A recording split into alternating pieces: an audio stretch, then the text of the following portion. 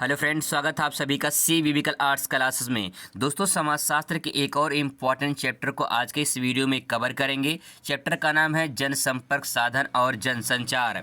मैंने उन्हीं प्रश्नों को कवर किया है जो इम्पॉर्टेंट है, जो 100% गारंटी है बोर्ड में पूछे जाने की।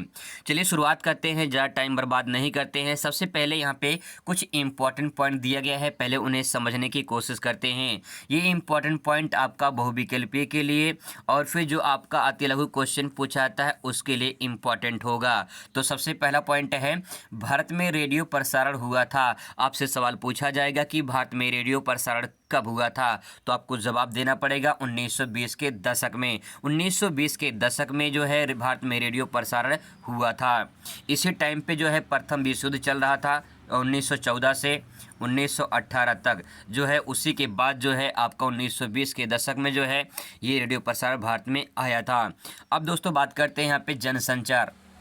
आपसे पूछा जाएगा जनसंचार है तो जनसंचार क्या है, इसको समझना है। यहाँ पे देखिए दो शब्द है जनसंचार में, एक तो जन है, ठीक है, दूसरा है संचार। दूसरा क्या है? संचार। और जन का मतलब क्या होता है? जन का मतलब होता है लोग। जन का मतलब होता है लोग और संचार का मतलब होता है कि अपनी बातों को किसी दूसरे तक किसी वस्तु के द्वारा पहुंचाना। जैसे आप मोबाइल से बात कर रहे हैं, टेलीविज़न देख रहे हैं, तो आप जब मोबाइल से बात करते हैं या टेलीविज़न देखते हैं तो आप किसी बातों को सुनते हैं, या फिर जब आप मोबाइल से बात करते हैं तो आप किसी को अपनी बातें बताते हैं। तो कम्युनिकेशन के द्वारा जो है आप अपनी बातों को दूसरे तक पहुंचाते हैं, तो क्या हो गया? संचार हो गया। अब लोगों तक पहुंचाते हैं, लोग का मतलब भीड़, भीड़ का मतलब बहुत सारे लोग हैं, क्योंकि अगर एक व्यक्ति होता तो वहाँ पे आंसर अलग होता है, लेकिन जन मतलब लोग होता है। फॉर एग्जांपल आप समझ लीजिए कि मोदी जी अब भाषण दे रहे हैं किसी फील्ड में, ठीक है, वहाँ पे लाखों की संख्या में जो है लोग, लाखों की संख्या में लोग बैठे हैं, तो एक व्यक्ति जो है अपनी बातें लोगों तक पहुंचा रहा है। ये क्या है? ये जनसंचार है। जनसंचार में यही बस इतना समझना है कि लोगों तक एक व्यक्ति अपने बातों को पहुंचाता है किसी के माध्यम के द्वारा। कोई भी माध्यम हो सकता है, टेलीविज़न हो सकता है, या फिर कोई जो है जनसभा हो सकती है, कुछ भी हो सकता है। तो क्या हो जाएगा? जनसंचार हो जाएगा। तो इसमें क्या हो जाएगा? क्या ये आपके बहुविकल्पी में पूछ सकता है, इसमें यही ऑप्शन देगा, एक से अधिक लोगों को, जैसे एक से अधिक लोग होना चाहिए, ठीक है, एक से अधिक लोगों को अपने विचार, जो अपने विचार है, जो आपके थॉट है, जो आपके मन में भावनाएं हैं, उस विचार को बताना है। विचार को बनाने से है, अर्थात करोड़ों को अपनी बात बताने से है। यानी अपनी बात जो है वो अपनी बात को लोगों तक पहुंचाते हैं, और लोग में करोड़ों लोग हो सकते हैं, लाखों हो सकते हैं, हज़ारों हो सकते हैं। तो एक व्यक्ति जो अपनी बातों को लाखों करोड़ों तक पहुंचाए तो वो प्रक्रिया जो है जनसंचार कहलाती है। आगे देखिए यहाँ पे, जैसे यहाँ पे दे सकते हैं, पहला पॉइंट यहाँ पे अलग से लिख सकते हैं। यहाँ पे भारतीय टीवी पर प्रसारित होने वाला धारावाहिक, यहाँ पे पहला धारावाहिक कौन सा था? तो जवाब इसका होगा हम लोग। पहला धारावाहिक हो जाएगा हम लोग, ठीक है। आगे यहाँ पे जनसंचार को परिभाषित कीजिए। मैंने आपको बता दिया जनसंचार क्या होता है, एक बार फिर से यहाँ पे समझ लीजिए जनसंचार क्या होता है। जनसंचार से आशय एक ही समय में व्यापक क्षेत्र, व्यापक मतलब बड़े क्षेत्र में संपर्क होना है। मतलब ये है कि मैंने आपको बताया कि मान लीजिए कोई व्यक्ति है जो लोगों को जो है भाषण दे रहा है, तो एक ही टाइम होता है, एक ही समय होता है, लोगों को सुनाता है।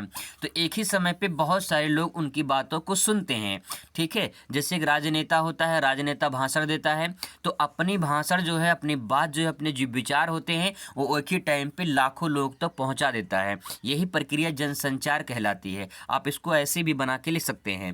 तो यहाँ पे वही बात कहा गया कि एक ही समय में व्यापक क्षेत्र, व्यापक मतलब बड़े क्षेत्र में संपर्क होता है।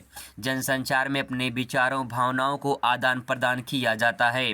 संचारकर्ता एक ही समय विस्तृत क्षेत्र में श्रोताओं को या दर्शकों को संपर्क स्थापित करता है।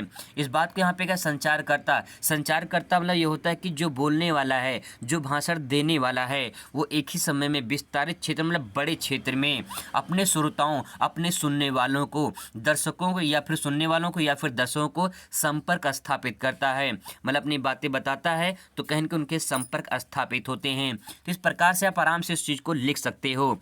आगे यहाँ पे देखिए जनसंचार के साधन कौन कौन से होते हैं। स्मार्टफोन होते हैं, जैसे मैं जो आपको वीडियो बना के दे रहा हूँ इसमें सिर्फ आप ही नहीं देख रहे हैं, कई लोग देख रहे हैं। आने वाले दिनों में बोर्ड पेपर जब और करीब आ जाएगा, बोर्ड पेपर में हज़ारों लोग देखेंगे इसमें। तो कहने का तात्पर्य है कि मैं अपनी बात को स्मार्टफोन यानी मोबाइल फ़ोन के द्वारा अपनी बातों को आप तक पहुँचा रहा हूँ। तो ये भी क्या है, एक जनसंचार है। ठीक है, रेडियो, लोग रेडियो सुनते हैं, लोग सुनते हैं रेडियो, है ना। तो लोग सुनते हैं तो क्या हो जाएगा, जनसंचार हो जाएगा। क्योंकि जन मतलब क्या होता है, लोग होता है। टेलीविज़न, टेलीविज़न लोग देखते हैं। ठीक है, तो यहाँ पे क्या होगा, जनसंचार हो जाएगा। कंप्यूटर लोग चलाते हैं, समाचार पत्र लोग पढ़ते हैं, किताबें लोग पढ़ते हैं, साक्षात्कार जो है लोग देते हैं। तो लोग में आएगा जनसंचार। ये सब कम्युनिकेशन के साधन हैं। ठीक है, तो आप यहाँ पे आसानी से इसको समझ सकते हैं। आगे देखते हैं, अगला प्रश्न यहाँ पे दोस्तों लिखा हुआ है, सोप ओपेरा किसे कहते हैं। सोप ओपेरा क्या है, आपसे 1 नंबर में सवाल पूछा जा सकता है। तो सोप ओपेरा समझने की कोशिश करते हैं। सोप ओपेरा टेलीविज़न में देखा जाने वाला कार्यक्रम है। हम लोग, भारत का सबसे पहला लंबे समय तक चलने वाला कार्यक्रम सोप ओपेरा था।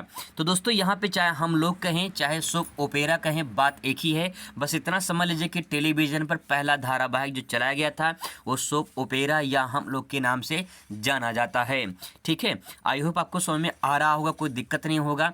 आगे देखिए, यहाँ पे अगला प्रश्न देखिए, आधुनिक समय में संचार की लोकप्रिय साधनों पर संक्षिप्त लेख लिखिए। मुद्रण माध्यम से आशय, प्रिंट मीडिया पर संक्षिप्त टिप्पणी लिखिए। तो ये सवाल थोड़ा समझने की कोशिश करिए। आप लोग यहाँ पे ध्यान से थोड़ा समझेंगे तो समझ में आ जाएगा क्या पूछना चाह रहा है। प्रश्न लिखा है कि आधुनिक समय में, यानी जो मॉडर्न समय चल रहा है, संचार के लोकप्रिय साधन कौन कौन से हैं, उस पर संक्षिप्त लेख लिखना है। जैसे मान लो, क्या मोबाइल लोकप्रिय साधन है कि नहीं, बिल्कुल लोकप्रिय साधन है। तो आप उस पर एक लेख लिखना है। मोबाइल के बारे में अगर 10 लाइन लिखने को कह दिया जाए तो आप लिख ले जाएंगे कि नहीं लिख ले जाएंगे, क्योंकि आप सभी मोबाइल चलाते हैं, जानते हैं कि मोबाइल से हानि क्या होती है, मोबाइल से लाभ क्या होती है। तो आप इसके बारे में लिख सकते हैं। इसी क्वेश्चन को इस प्रकार से पूछा जा सकता है कि मुद्रण माध्यम से आशय, प्रिंट मीडिया पर संक्षिप्त टिप्पणी लिखिए। मुद्रण मतलब होता है प्रिंट करना, जैसे आप प्रिंट करवाते हैं, फोटो कॉपी करवाते हैं ना, उसी प्रकार से मुद्रण मतलब प्रिंट मीडिया, चाहे प्रिंट मीडिया कहें या फिर मुद्रण माध्यम कहें। मुद्रण माध्यम हिंदी में लिखा गया है, प्रिंट मीडिया ये जो है इंग्लिश शब्द है। ठीक है, प्रिंट मीडिया, इस पर संक्षिप्त लेख लिखना है। तो आइए देखते हैं कि इसमें क्या हम लोग लिख सकते हैं, समझने की कोशिश करते हैं। पहले, मुद्रण माध्यम या प्रिंट मीडिया से आशय है कि जिसे लिखकर अर्थात मुद्रित करके, मुद्रित करना मतलब प्रिंट करके व्यापक क्षेत्रों में प्रसारण होता है। जैसे मान लो एक किताब है, ठीक है, एक किताब है, किताब लेखक लिखता है, ठीक है, किताब क्या करता है, लेखक लिखता है, इसके बाद उसको प्रिंट करवाता है।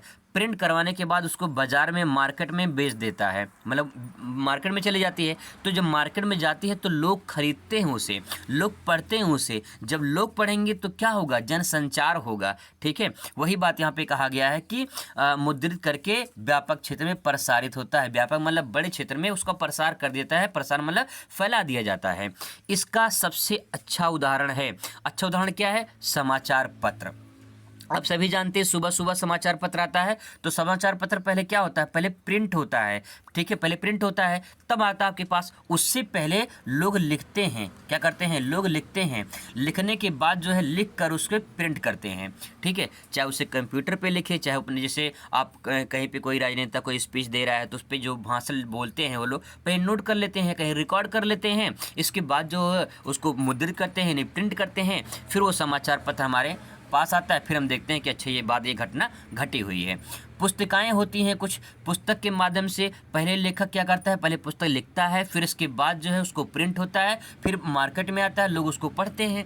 ठीक है, ऐसे पत्रिकाएं होती हैं, शोध पत्रिका होती है और अन्य सारे रिपोर्ट होते हैं। इन सभी को प्रिंट मीडिया कहा जाता है, क्योंकि ये सब प्रिंट होते हैं, एक छपाई होती है। ठीक है, मुद्रण होता है। यहाँ पे देखिए एक लाइन और यहाँ पे समझने की कोशिश करते हैं। जन संचार के प्रमुख माध्यम में प्रिंट मीडिया या मुद्रण माध्यम है, यानी कहने का तात्पर्य ये है कि जनसंचार के जो प्रमुख माध्यम है वही प्रिंट मीडिया कहलाता है। ठीक है, अब देखिए यहाँ पे अगला प्रश्न यहाँ पे देख लीजिए, जनसंचार के परिणाम स्वरूप होने वाले परिवर्तनों की विवेचना कीजिए। इसी सवाल को अथवा करके पूछ सकता है, भारत में आधुनिकीकरण में जनसंचार की भूमिका को स्पष्ट कीजिए। ये चैप्टर बहुत ही इजी है, आप इसे आराम से ले सकते हो, कोई दिक्कत नहीं है, बस थोड़ा सा समझने की ज़रूरत है। सवाल यही पूछ रहा है कि जनसंचार के परिणाम स्वरूप होने वाले परिवर्तन की विवेचना कीजिए। मान लीजिए मोबाइल आया, ठीक है, मोबाइल आने के बाद जो है लोगों में क्या परिवर्तन दिखाई दिया। देखिए मैं आपको एग्जांपल देता हूँ। मोबाइल आने से क्या हुआ कि बहुत सारे ऐसे, अगर शहर में देखा जाए तो शहर में क्या होता है, बाप के हाथ में अपना मोबाइल है, माँ के हाथ में अपना मोबाइल है, बेटे के हाथ में अपना मोबाइल है, बिटिया के हाथ में अपना मोबाइल है। लोग अपने अपने मोबाइल में बिजी हैं। लोग पारिवारिक जो भावनाएं होती हैं, परिवार में जो लोग एक दूसरे से मिलकर बात करते हैं, वो सब खत्म हो रहा है, प्रेम खत्म हो रहा है। अब प्रेम किससे हो रहा है? मोबाइल से हो रहा है। मोबाइल से लोग लगाव रख रहे हैं, लोग अपने को भूल रहे हैं, लोग अपने नात रिश्तेदार दोस्त यार को भूल रहे हैं।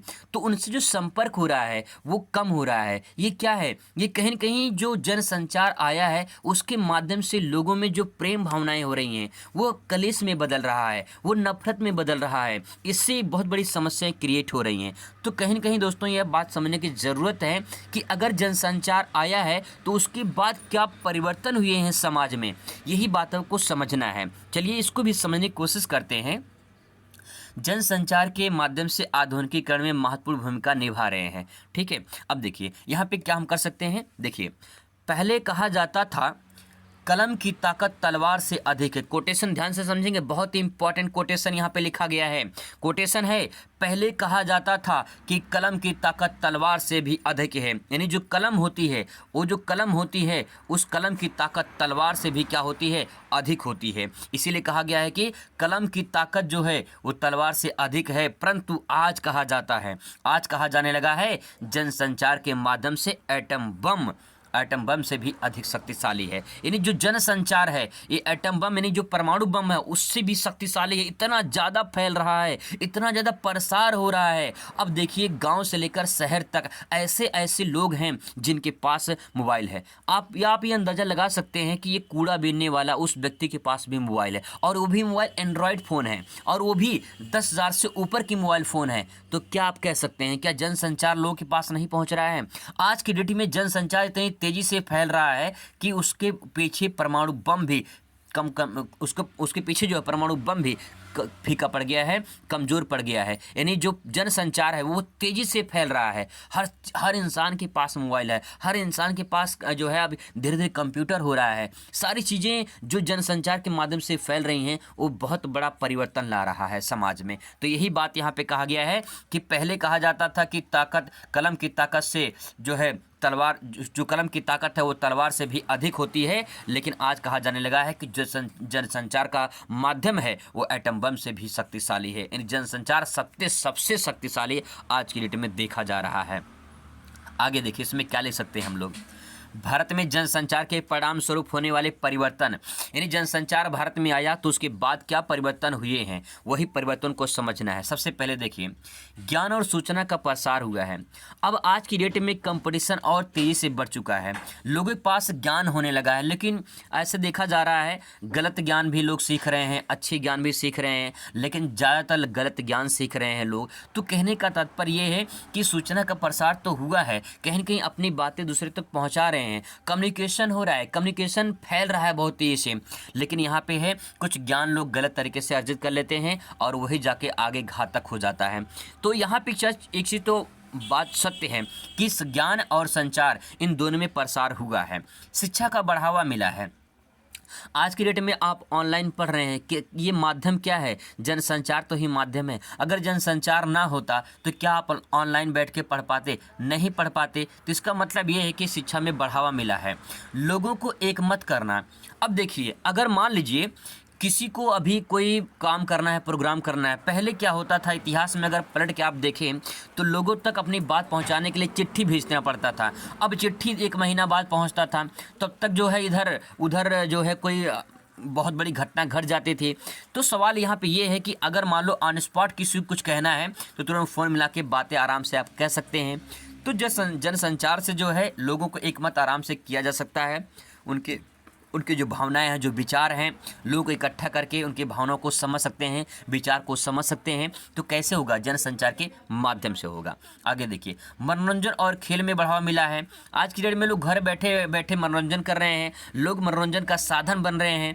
तो कहने का तात्पर्य ये है कि अच्छे तरीके से यहाँ पे जनसंचार जो है वो समाज में परिवर्तन ला रहे हैं। खेल के मैदान में खेल में बढ़ावा मिल रहा है।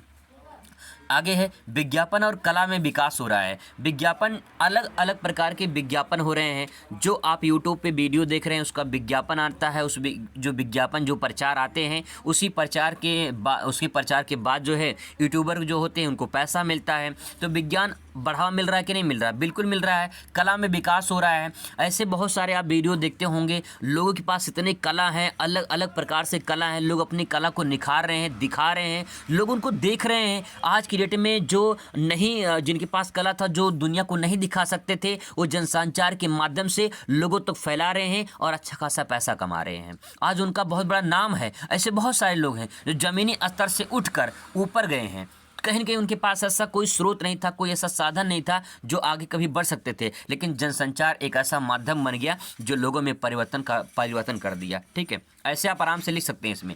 सामाजिक परिवर्तन को सुगम बनाना। समाज में परिवर्तन हुआ है कि नहीं हुआ है? बिल्कुल हुआ है। कहने का तात्पर्य है कि जनसंचार जो है वो किसी न किसी प्रकार से परिवर्तन किया है।